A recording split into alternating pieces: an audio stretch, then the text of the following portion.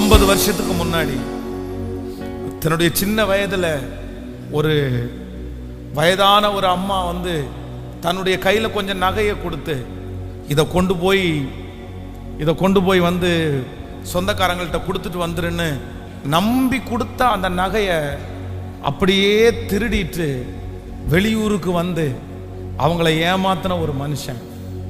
அதற்கு பிறகு ரட்சிக்கப்பட்டு ஆண்டவரை ஏற்றுக்கொண்டு ஆண்டவர் வந்து நீ என்னதான் இருந்தாலும் அங்கேருந்து திருடிட்டு வந்த அப்படின்ற ஒரு உணர்வை கொடுத்த உடனே அந்த தாயாரை விசாரித்து பார்த்தா அந்த தாயார் வந்து இறந்துட்டாங்க. அவங்க உயிரோடு இல்லை. அவங்க உயிரோடு இல்லைன்னு தெரிஞ்சதுக்கு பிறகு அவங்களுக்கு 3 பிள்ளைங்க. அந்த 3 பிள்ளைகளும் இலங்கையில் இருக்கிறாங்க. இலங்கையில் இருக்கிற அந்த 3 பிள்ளைகளுடைய அட்ரஸை கண்டுபிடிச்சு ஃபோன் நம்பரை கண்டுபிடிச்சு அந்த பிள்ளைகளோட பேசி ஒரு நபருக்கு 2 லட்சம் ரூபாய், ஒரு நபருக்கு 2 lakhs rupees கொடுத்து உங்கள் அம்மாவை நான் ஏமாத்திட்டு போனப்பா இந்த ஊரை விட்டு. பட் நான் ரொம்ப பாடுபட்டேன், ஆனால் கடவுள் என்னை கைவிடலை. ஆண்டவர் என்னை ஆசீர்வச்சிருக்கிறாரு, நான் மனம் திரும்பிட்டேன். பட் உங்களுடைய பணத்தை நான் ஏமாத்திட்டது தப்பு. உங்கள் அம்மா கையில் அந்த பணம் இருந்தால் அது உங்களுக்கு தான் வந்திருக்கும். அதனால உங்கள் 3 பேருக்கும் 2 லட்சம் ரூபாய் வச்சு நான் தர்றேன்னு சொல்லி அந்த பணத்தை கொடுத்து சந்தோஷத்தோடு அந்த நபர் வந்து திரும்பி வந்து எனக்கு ஃபோன் பண்ணார். எவ்வளோ பெரிய விஷயம், என்ன ஆண்டவருடைய பிள்ளை. ஆனால் இன்னொருத்தரிடத்துலேருந்து கடன் வாங்கிட்டு நிறைய பேர் ஃபோன் அட்டன் பண்ணாமல் அந்த பணத்தை கொடுக்காம வாங்கும்போது எவ்வளோ சந்தோஷத்தோட சிரிச்சிட்டு அப்படி வாங்கிட்டு அதுக்கப்புறம் மனசை வருத்தப்படுத்துறது ஆண்டவருடைய பிள்ளைகளுக்கு ஒரு நாள் நியாயமாகவே ஆகாது. ஆமேன். நம்மளை மறுபடியும் கர்த்தர் எடுக்கணும்னா நமக்குள்ள என்ன வேணும் தெரியுமா? ஒரு ஜெபிக்கலேன்ற ஒரு உணர்வுள்ள இருதயம் உங்களுக்கு வேணும். வசனம் வாசிக்கலேன்ற ஒரு உணர்வுள்ள இருதயம் வேணும். அந்த இருதயம் இல்லை அப்படின்னு சொன்னால் நம்மளால நெருங்கவே முடியாது. கர்த்தர் உங்களை கிருபையாய் நடத்துவாராக. நம்பர் 2, இரண்டாவதாக கர்த்தர் உங்களை மறுபடியும் கட்டுறதற்கு ஒரு தேவனுடைய பிள்ளைக்கு தேவையான ஒன்றை வாசிக்கலாம். அந்த லூக்கா எழுதின சுவிசேஷம் 15ஆம் அதிகாரத்தில் 18வது வசனத்திலிருந்து வாசிக்கலாமா? 17லேருந்து கூட வாசிக்கலாம். 17வது வசனத்திலிருந்து வாசிக்கும் போது அவனுக்கு புத்தி தெளிந்த போது அவன் என் தகப்பனாருடைய கூலிக்காரரில் எத்தனையோ பேருக்கு பூர்த்தியான சாப்பாடு இருக்கிறது, நானும் பசியினால் சாகிறேன். நான் எழுந்து என் தகப்பனாரிடத்திற்கு போய், தகப்பனே, பரத்திற்கு விரோதமாகவும் உமக்கு விரோதமாகவும் நான் பாவம் செய்தேன். இனிமேல் உம்முடைய குமாரன் என்று சொல்லப்படுவதற்கு உம்முடைய கூலிக்காரரில் ஒருவனாக என்னை வைத்து கொள்ளும் என்று சொல்லி. கவனிங்க ஆண்டவருடைய பிள்ளைகளே, மறுபடியும் ஆண்டவர் இந்த மாதம் நமக்கு கொடுத்த வாக்குத்தத்தம், மறுபடியும் திரும்பவும் உன்னை கட்டுவேன், மறுபடியும் உன்னை நான் எடுப்பேன்.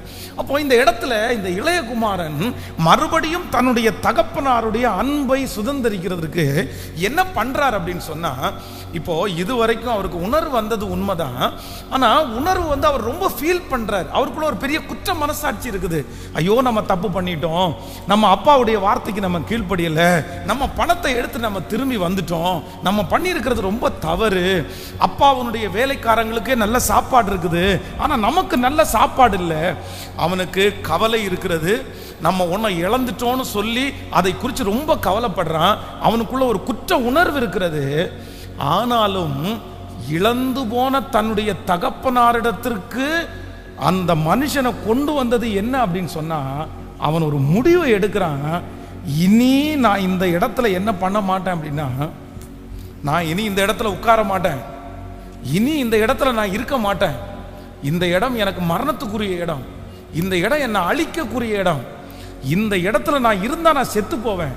ஆனா நான் ஒரு தீர்மானம் எடுக்கிறேன், எங்க அப்பா மன்னிச்சாலும் பரவாயில்ல, எங்க அப்பா இதுக்கு முன்னாடி இருக்கிறத தராம கொஞ்சம் கம்மியா அவருடைய வேலைக்காரன மாதிரி என்னை வச்சுட்டா கூட பரவாயில்ல, நான் எங்க போவேன் அப்படின்னு சொன்னா, என் தகப்பனாரிடத்திற்கு நான் திரும்பி போவேன். என் தகப்பனாரிடத்திற்கு நான் திரும்பி போவேன். ஆண்டவருடைய பிள்ளைகளே, நிறைய பேர் செய்கிற மிகப்பெரிய தவறு என்ன அப்படின்னா, ஒரு காரியத்தில் அவங்க மாட்டிட்டாங்களா, ஒரு காரியத்தில் அவங்க சிக்கிட்டாங்களா, அவங்களுக்கு நல்லா தெரியும் நான் தப்பு பண்ணிட்டேன், நான் தப்பு பண்றதுனால தான் இதெல்லாம் நடக்குது, குற்ற மனசாட்சி இருக்குது, எல்லாமே இருக்குது. ஆனா என்ன யோசிப்பாங்க அப்படின்னு சொன்னா,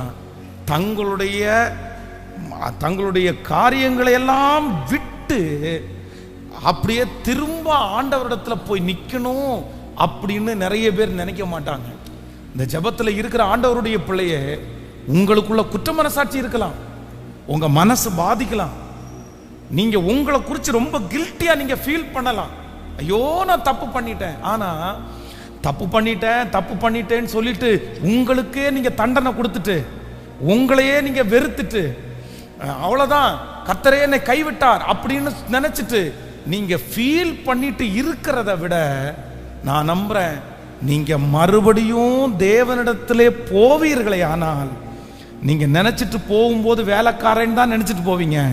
ஆனா அங்க போகும்போது என்ன நடக்குது அப்படின்னு சொன்னா, அவனை வேலைக்காரனாய அல்ல, சொந்த பிள்ளையாகவே தன்னுடைய தகப்பனார் அங்கீகரித்து அவனுக்கு அந்த போஸ்டிங்கை திரும்ப கொடுத்து அவனை மறுபடியும் சிங்காரித்து அவனை மறுபடியும் ஏற்றுக்கொண்டு அவனுக்காக அத்தனை காரியத்தையும் செய்தவர் உங்களுக்கு செய்கிறதற்கு வல்லவராயிருக்கிறார்.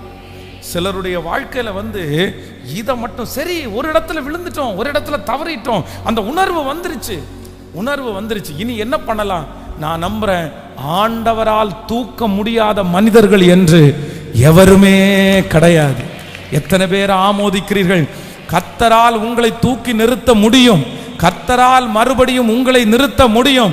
கர்த்தர் வாக்கு கொடுக்கிறார், நீ திரும்பி தேவனிடத்திற்கு போ, திரும்பி அந்த இடத்திலிருந்து எழும்பு. இதுதான் எனக்கு நிரந்தரம், இதுதான் என் தலையெழுத்து, நான் இப்படி வந்துட்டேன், அவ்வளவுதான், இதோட ஓட வேண்டியதான், இதோட இருக்க வேண்டியதான், நடக்கிறது நடக்கட்டும், போனது போயிடுச்சு.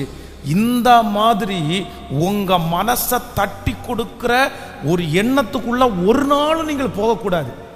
வாலிப தம்பியா இருக்கலாம், தங்கச்சியா இருக்கலாம், ஆண்டவர் உன்னை பெரிய நோக்கத்திற்காக அழைச்சு உங்ககிட்ட நிறைய பேசி இருக்கலாம். ஆனா நீ மிஸ்டேக் பண்ணி இருக்கலாம். இப்போ உன் மனசு பண்ணதே பண்ணிட்டேன், இனி கண்டினியூவா அப்படியே பண்ணிடுவோம், அவ்வளவுதான், அப்படியே முடிஞ்சிடட்டும் அப்படின்னு நினைக்காத. நான் நம்புறேன், சத்துரு உங்களை எவ்வளவு தடை பண்ணினாலும் இயேசு உங்களை தூக்கணும்னு கர்த்தர் நினைக்கிறாரு. இந்த மெழுகுவர்த்தியை திரும்ப கர்த்தர் எரிய வைக்கணும்னு நினைக்கிறாரு. இந்த விளக்க கர்த்தர் மறுபடியும் எரிய வைக்கணும்னு நினைக்கிறாரு. நான் நம்புகிறேன், சத்துருவால் அணைத்து போடப்பட்ட, சத்துருவினால் எடுத்து போடப்பட்ட எண்ணெயை கர்த்தர் திரும்பவும் ஊற்றி கர்த்தர் மறுபடியும் உங்களை எரிய பண்ணுகிறதற்கு வல்லவராயிருக்கிறார். கைகளை அசைத்து ஒரு ஹல்லேலூயா சொல்லலாம். ஆமென். யூதாஸ் காரியோத்தை குறித்து வேதம் சொல்லுது, தன்னுடைய வாழ்க்கையிலே தப்பு பண்ணிட்டான், ஐயோ நான் பெரிய தவறு பண்ணிட்டேன்னு உணர்ந்துட்டான். உணர்ந்த உடனே இவன் என்ன நினைக்கிறான் அப்படின்னா, என்னுடைய தவறை சரி பண்றதற்கு யார்கிட்ட ஓடுனா சொல்லுங்க, யார்கிட்ட ஓடுனா? தான் தப்பு பண்ணுனேன்னு தெரிஞ்ச உடனே ரெடி பண்றதுக்கு அங்க இருக்கிற ஆசாரியர்களிடத்துல தான் ஓடுறான். ஏன்னா அவனை தப்பு பண்ண வச்சது இவங்க தானே. மத்தேயு 27 அதிகாரம் 4வது வசனத்துல வாசிக்கும் போது வேதம் சொல்லுது, குற்றமில்லாத இரத்தத்தை நான் காட்டி கொடுத்ததினால் பாவம் செய்தேன் என்றான். அதற்கு அவர்கள், எங்களுக்கு என்ன, அது உன் பாடு என்று சொன்னார்கள். நல்லா நினைச்சுங்க ஆண்டவருடைய பிள்ளைகளே, நீங்க உங்க வாழ்க்கையில யாரோ ஒரு மனுஷனால நீங்க விழுந்திருக்கலாம், யாரோ ஒருத்தர் உங்களை குழியில தள்ளி இருக்கலாம், யாரோ உங்களை உங்க தரிசனத்தை விட்டு விலக பண்ணலாம். ஆனா ஒண்ணு நல்லா நினைச்சுக்குங்க, ஏற்கனவே குழியில உங்களை தள்ளுனவங்க உங்களை குழியில இருந்து எடுக்க சொல்லுங்க, பக்கத்துல கையை பிடிச்சு சொல்லுங்க, குழியில தள்ளுனவங்களை நம்பி குழியிலிருந்து வெளியே எடுப்பாங்கன்னு நினைக்காதீங்க. அவங்கள்ட்ட போகாதீங்க, அவங்க எடுக்க முடியாது உங்களை. அல்லேலூயா. நம் யாரிடத்துல போகணும் அப்படின்னு சொன்னா, நம்ம விழுந்த இடத்திலிருந்து நம்ம கையை தூக்கி எடுக்கிறதுக்கு பரலோக தகப்பனை தவிர வேற ஒருத்தரால முடியாது. ஆமென். நான் முன்பு சொன்னது போல பேதுருக்கும் யூதாஸ் காரியத்திற்கும் இருக்கிற வித்தியாசம் என்ன அப்படின்னா, ரெண்டு பேரும் மிஸ்டேக் பண்ணாங்க, ரெண்டு பேர் தப்பு பண்ணியாச்சு, ரெண்டு பேருக்கும் குற்ற மனசாட்சி, ரெண்டு பேருடைய மனசும் உறுத்துது. ஆனா ஒருத்தர் என்ன பண்ணுனா அப்படின்னு சொன்னா, யார் தன்னை தப்பு பண்ண வழி நடத்தினாங்களோ அவங்கள்ட்ட சண்டைக்கு போனான். ஏன் என்ன இப்படி நடத்துனீங்க, எனக்கு இதை ரெடி பண்ணி கொடுங்க, எனக்கு இதை சரி பண்ணி கொடுங்க, நான் மிஸ்டேக் பண்ணேன்னு அவன்கிட்ட போனான்.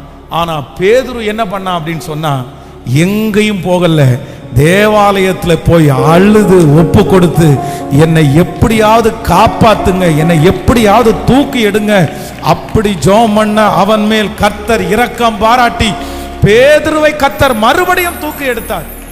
அப்போ நம்முடைய விடுதலை, நம்முடைய வெற்றி மனுஷனுடைய கையில இல்ல, வக்கீல்களுடைய கையில இல்ல, போலீஸ்காரங்களுடைய கையில இல்ல. யாருடைய கையில இருக்குது? சத்தமா சொல்லுங்க. நிறைய பேர் என்ன பண்ணுவாங்கன்னா, தங்களுடைய வாழ்க்கையிலே ஒரு தோல்வியை பார்த்துட்டாங்கன்னு வைங்களேன், அவ்வளவுதான், தங்களுடைய வாழ்க்கையை அதற்கு தகுந்த மாதிரி பிக்ஸ் பண்ணிக்குவாங்க. சரி, நம்ம வாழ்க்கையில் இப்படி ஒன்று விழுந்துச்சு, இல்ல இல்ல, அந்த தோல்வியை வச்சு அப்படியே ஓடுகிறவன் உலகத்தான், தோல்வியில ஜெயித்து ஓடுகிறவன் ஆண்டவருடைய பிள்ளை. ஆமென். யோசேப்பிட்ட இருந்த பெரிய அபிஷேகம் என்ன தெரியுமா? ஏற்கனவே ஒரு இடத்துல மாட்டி சிக்கி கொண்டு போய் அரெஸ்ட் பண்ண வச்சுட்டாங்க. ஆனா அவன் என்ன சொல்றாரு அப்படின்னா, இல்ல, இந்த இடத்துல நான் உட்கார மாட்டேன், இது என்னுடைய இடம் இல்லை, நான் எழும்பணும், நான் இந்த இடத்தை விட்டு வந்துருவேன், நான் இந்த இடத்தை விட்டு வெளியே போவேன், எனக்கு வெளியே போறதுக்கு கர்த்தர் உதவி செய்வார். அந்த தரிசனம் ஒரு நாள் அவனை ராஜாவுக்கு முன்பாக கொண்டு வந்து நிறுத்தினது உண்மையானால், இந்த சத்தத்தை கேட்கிற அன்பு கர்த்தருடைய பிள்ளைகளை, கர்த்தர் இந்த மாதம் முடிகிறதுக்குள்ள மறுபடியும் உன்னை தூக்கி எடுப்பேன் என்று வாக்கு கொடுக்கிறார். மறுபடியும் நீங்கள் கீழே வேர் பற்றி மேலே கனி கொடுப்பீர்கள். மறுபடியும் நீங்கள் கீழே வேர் பற்றி மேலே கனி கொடுப்பீர்கள். ஹல்லேலூயா. நீங்களாகவே என்ன பண்ணிடக்கூடாதுன்னா, அப்படியே ஃபிக்ஸ் பண்ணி உட்கார்ந்துடக்கூடாது. ஆனா யாரோ ஒருத்தர் இடத்துல ஆண்டவர் பேசுறாரு, அப்படியே மனசுலே ஃபிக்ஸ் பண்ணி அப்படியே உட்கார்ந்துட்டு, இல்ல இல்ல இல்ல, ஒரு தடை என்கிறதற்காக உங்கள் வாழ்க்கையே தடை அல்ல, ஒரு தோல்வி என்கிறதற்காக உங்கள் வாழ்க்கையே தோல்வி அல்ல. கர்த்தர் ஒண்ணுல உங்களை தோக்க பண்ணாலும் 100ல உங்களை ஜெயிக்க பண்ணுகிறதற்கு என் தேவனாகிய கர்த்தர் வல்லவராய் இருக்கிறார். நிச்சயம். தட்டி எழுப்பு, தட்டி எழும்பு. ஆமென். தூசியை உதறிவிட்டு எழுந்திரு. எழும்பு சீயோனே, எழும்பு, உன் வல்லமையை தரித்துக்கொள். கர்த்தர் உன்னிலே மகிமைப்பட போகிறார். ஆமென். நீ போக வேண்டிய தூரம் வெகு தூரம், நீ பண்ண வேண்டிய பிரயாணம் பெரிய தூரம். கர்த்தர் உங்களையும் என்னையும் கொண்டு பெரிய காரியத்தை கர்த்தர் செய்ய போகிறார். ஹல்லேலூயா. ஆமென். எத்தனை பேர் முயற்சி எடுக்க போகிறோம்? நீங்கள் சிம்சோனுடைய வாழ்க்கையில வாசித்து பார்ப்பீர்களே, ஆனால் நல்லா நினைச்சுங்க, தெரியுது, அம்பட்டமா தெரியுது, அப்படியே கண்ணாடி மாதிரி தெரியுது. என்ன தெரியுது அப்படின்னு சொன்னா, தன்னை இவள் ஏமாத்துறா அப்படின்னு தெரியுது, அப்படி லிட்டரலா தெரியுது. அதனாலதான் ஆண்டவர் ஒரு வாய்ப்பை கொடுக்கிறார். 3 டைம் ஆண்டவர் வாய்ப்பை கொடுக்கிறார். இல்ல, அவன் உன்னை தள்ள பார்க்குற, அவனுக்கும் தெரியுது, இப்படி என்னை இப்படி வஞ்சிக்கிறிய, ஃபர்ஸ்ட் இப்படி ஏமாத்திட்டே. ஆனா ஏமாத்துனது அந்த லேடி. ஆனா அது என்ன சொல்லுது? இப்போ யோசேப்பை பார்த்து என்ன சொல்லுது? நான் உன்னை ஏமாத்தல, நீ என்ன, எங்க இருக்கு பாருங்க கதை. அதையும் கேட்டுட்டு இந்த சிம்சோனை பார்த்தீங்க அப்படின்னு சொன்னா, மறுபடியும் மறுபடியும் அட ஏமாத்துறோன்னு தெரியுது, இப்படி இந்த புள்ள இப்படி பண்ணுதுன்னு தெரியுது. சரியா?